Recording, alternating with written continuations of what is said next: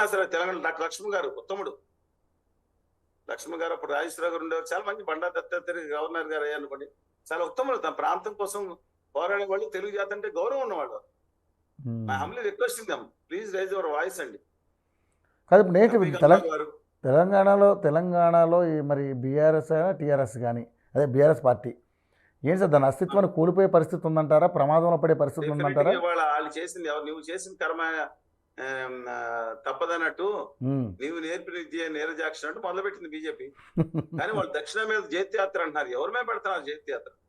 ఇవాళ టీఆర్ఎస్ కనుక తిరిగి అస్తిత్వం మీద నిలుపుకుని ఆంధ్రప్రదేశ్ మీద మళ్ళీ మాట్లాడతారండి. పరిస్థితి మన విద్యుడు కోస్తా రాయలసీమ ప్రజల మీద ఏం మాట్లాడుతున్నారండి? ఆ పాట తీర్మానం చేస్తే తప్ప. మరి మీ పార్టీ ఆ రోజు బతుకమ్మ గాని మిగతా గాని లేదా మ్యూజిక్లు రహమాన్ గారు ఎట్లా కొట్టించారు? ఈ టెంపుల్ యాదగిరి గుట్ట టెంపుల్ ఎవరు డిజైన్ అంతా? రవి గారు కానీ సాయి గారు కానీ ఎవరండి వాళ్ళు? ఆనంద్ సాయి చిన్నజీవి స్వామికి పొరులండాలు పెట్టిన ఎవరైనా. అలాగే మీరు అక్కడ వైజాగ్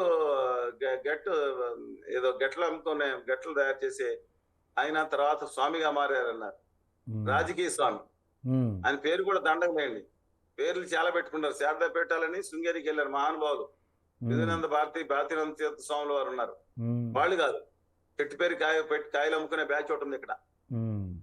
నేను చెప్తున్నాను వాళ్ళకి. మరి అక్కడ మీరు పందేరా చేస్తారు హైదరాబాద్, మరి ఆంధ్రాని కాదైనా వస్తారా కాదా? ఇష్టం వచ్చినట్టు మాట్లాడతాం. ఈ 10 ఏళ్ళు అయిపోయింది, ఏముందండి ఆంధ్రప్రదేశ్ లో? వీళ్ళ కనీసం హైదరాబాద్ ఉమ్మడి ఆదాయం లేదు. 1,03 కోట్లు ఉమ్మడి సెటిల్మెంట్ కాలేదు. తిప్పలు పడతా ఉంది అక్కడ. ఇంకా ఎన్నాళ్ళు ఆంధ్ర వాళ్ళ మీద విద్వేషం తెచ్చుకొడతారు? మొదలు మీరు చూసుకోండి హైదరాబాద్ ఎలా వస్తారు. 1,07 లక్షల మంది ఆల్రెడీ ఉత్తర భారతీయులు వచ్చారు. మంచిది, రావాలి, నేను తప్పను.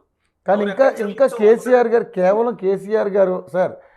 కేసీఆర్ గారు ఇవి సెంటిమెంట్లు రాజేసే తెలంగాణ ప్రజల్లో ఎంతోమంది అమరవీరులు అయ్యేలా చేసి వాళ్ళ సమాధుల మీద పునాదులు ఏర్పాటు చేసుకుని ఈరోజు అధికారానికి ఎక్కి 10 సంవత్సరాలు తెలంగాణ రాష్ట్రానికి ముఖ్యమంత్రిగా ఉండి వేలాది కోట్లు లక్షలాది కోట్ల రూపాయలు సంపాదించుకుని మళ్ళీ ఇంకా ఏ సెంటిమెంట్లో రగిలిస్తూ మళ్ళీ ఆంధ్ర తెలంగాణ మధ్య చిచ్చు పెట్టే ప్రయత్నం చేయబోతూ ఉంటారు. గ్యారంటీ మళ్ళీ ఏ ప్రయత్నాలు జరుగుతాయి?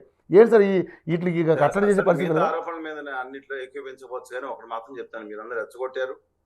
ఇవాళ మా ఆంధ్రప్రదేశ్ వచ్చిన ముఖ్యమంత్రి మీద కంటే సమైక్యాంధ్ర కానీ ప్రత్యేక హోదా కానీ గౌరవించకుండా హీనపరిచిన ఈ ముఖ్యమంత్రుల మీద ఆయన బెటరేనండి.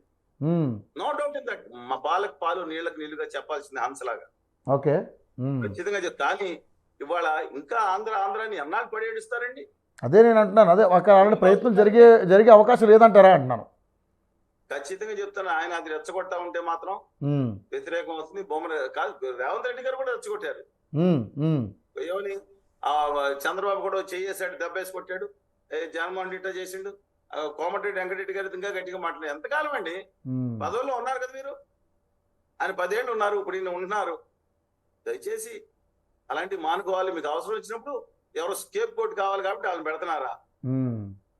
మీ జిల్లాల్లో పాలన చేసింది ఎవరిని అక్కడి నుంచి చేశారా? దయచేసి ఆలోచించుకోవాలి. తెలుగు జాతి ఒక్కడిగా ఉండాలి. తమ ప్రాంతీయ అస్తిత్వాలు కాపాడుకోవాలి, హక్కులు కాపాడుకోవాలి. No second thought in that.